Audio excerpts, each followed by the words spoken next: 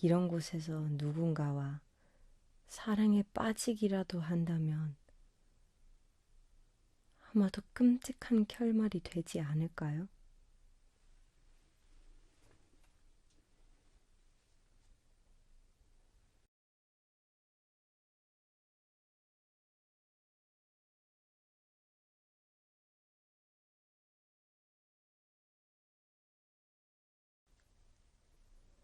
언니에게 꼭 한 번은 편지를 써야만 했어요.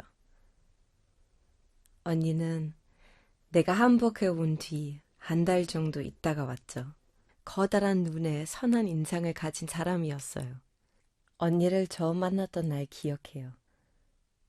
언니는 늘씬했고 커다란 눈에 선한 인상을 가진 사람이었어요. 그리고 언니의 아들 민석이도 기억해요.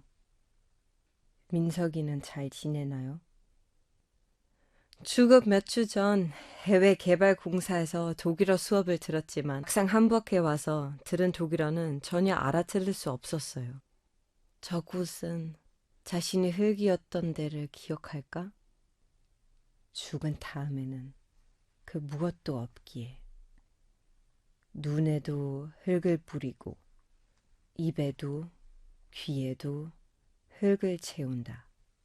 나는 그들 중 하나가 될 수 없나 봐요. 적어도 1000번 정도. 선생님은 내게 손가락, 손, 발, 어깨, 호흡 그리고 몸 전체에 대해 설명해 주었어요. 단지 제대로 된 소리를 낼 수 있게 하기 위해서. Krankenschwester, Krankenschwester. 1970년 3월 18일. 어서 민석이가 자랐으면 좋겠다고 생각했어요. 언니를 힘들게 하지 않고 빨리 쑥쑥 커버렸으면 좋겠다고 생각했어요. 언니가 지금도 행복했으면 좋겠어요. 처음에는 모든 것이 어색했지만 곧 적응했고 간단한 업무의 독일어도 몇 개는 알아들을 수 있게 되었지요. 나를 몰아세우던 수간호사 기억나요? 우리들 사이에 악명이 높았던 항만과 그리 멀지 않은 이곳의 생활도 익숙해졌어요. 그건 제가 타는 버스였어요. 병원 근문처를 지나 오센출 시내로 나가는 녹색 버스였어요. 당시 우리가 왔다는 사실이 지역 신문에 뉴스를 나간 터라 그 녹색 버스를 타면 독일 사람들이 웃어 주었어요.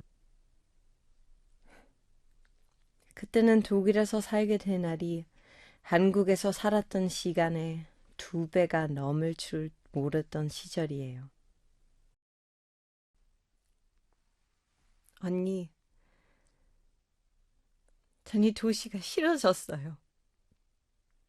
특히 왜 바다 비린내가 지긋지긋하네요. 하루에 75마크 벌면 뭐 하나요? 돈을 쓸 곳이 없는데. 그나마 언니랑 다니던 여행마저 안 가고 있네요. 우리가 타던 시내로 나가는 버스 기억나요? 어느 날 그 버스를 타고 식료품 가게에 가려고 버스 자비만 챙겨 들고 나왔는데 문제는 가져온 지갑에 돈이 없었던 거였어요. 은행까지 가려면 다시 버스를 타야 해서 식료품 가게에 있는 곳을 지나서 내릴 수밖에 없었어요. 해가 짧아 금세 어두워지고 있는데 종종 걸음을 하며 걸어가는 저에게 한 남자가 다가와 한국에서 온 간호사가 맞냐고 같이 차를 마시자고 수작을 걸더군요. 종종 있는 일이라 아랑곳 없이 걸음을 재촉하며 은행에서 돈을 찾아왔어요. 버스 정류장으로 돌아오는 길 성 니콜라이 기념관에 들렸어요. 전쟁은 진압한 것일까요?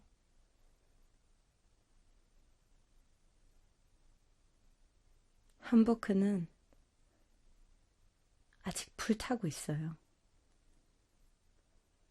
성 니콜라이 기념관에서 연기가 비어오르는군요. 이곳은 아직도 앰뷸런스 소리가 울려요. 함부크는 항구 도시라 선원들이 많았어요. 우리 중 몇 명은 선원들을 만나기도 했어요. 병원은 일을 하면 만날 수 있는 사람들은 아주 다양했으니까.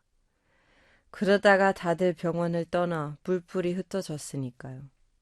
언니와도 그렇게 헤어졌던 것 같아요. 비를 맞으면 집으로 향하는 독일인들 보면서 내가 그들과 영원히 어울리지 못하리란 걸 직감하게 되었어요. 나에겐 나를 기억해주는 사람들이 없거든요. 세상을 너무 삐뚤게 본다는 말을 하지 마세요. 밤 근무를 하면서 처음 겪은 일이었어요. 정신없이 풀을 켜고 돌아가신 분을 들여다봤어요.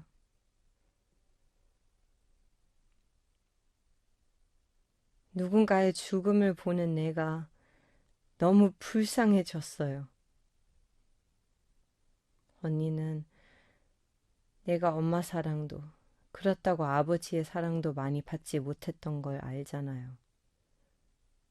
그래서 언니는 나한테 더 소중해요. 때로는 이 도시에서 마주친 모든 것들이, 알 수 없는 미움들이 제 안으로 밀려 들어와요. 정말로 전쟁은 진약한 것일까요? 지금 언니는 어디서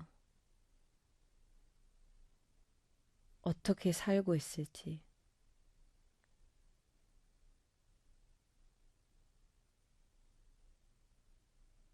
지난번 휴일은 운이 좋아 간호사 동료들과 füssen과 스위스를 거쳐 이탈리아로 다녀왔어요.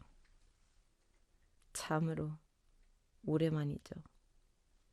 그런데 함부르크 니콜라이 기념관에서 보았던 연기가 füssen 노이슈바인슈타인에도 있었어요. 노이슈바인슈타인 성이 불타고 있었어요. 연기가 가득 찬 채로 말이지요. 헛것을 본 건가 싶었어요. 가장 아름다운 성이 불길에 휩싸인 광경을 보았으니까요. 아니면 여전히 남은 전쟁과 다툼을 본 걸까요? 누가 들으면 오센줄 정신병동에 들어가야 할 사람은 저라고 할 거예요. 나는 몇 해 전 함부르크를 영원히 떠나려고 했어요. 이곳은 고요한 절망이 서려 있어요. 함부르크를 떠난 이유는 사랑하는 사람이 생겼기 때문이에요. 저는 그의 고향인 하노버로 떠났어요. 제가 살았던 곳은 지금부터 하노버 어디쯤이라고 해두죠. 근데 나보다 훨씬 키가 크고 마른 체구에 칼색 머리 가진 한스라는 독일 사람이에요. 한스.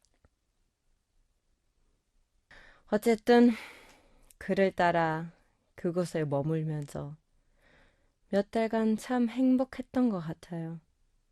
따뜻하고 충만한 느낌? 언니, 한스는 저를 코리아니쉬 푸프, 한국 인형이라고 불러요. 한국에서 온 작은 인형 말이죠. 처음에는 모든 걸 제게 맞추어 주었던 그도 조금씩 변했던 것 같아요. 무엇보다도 보고 싶은 한국 가족을 만날 수 있는 것도 아니고 독일어도 어려웠고 언니는 나보다 독일어를 잘했던 것 같아요. 하지만 난 언어에 재능이 없으니까 그와 보낸 몇 달 정도는 아주 행복했지만 오래 가진 않았어요. 만약 내가 이곳에서 나고 자랐다면 많이 달랐을까요? 그렇지만 아시잖아요. 언니가 떠나고 나서 나는 아주 외로웠거든요.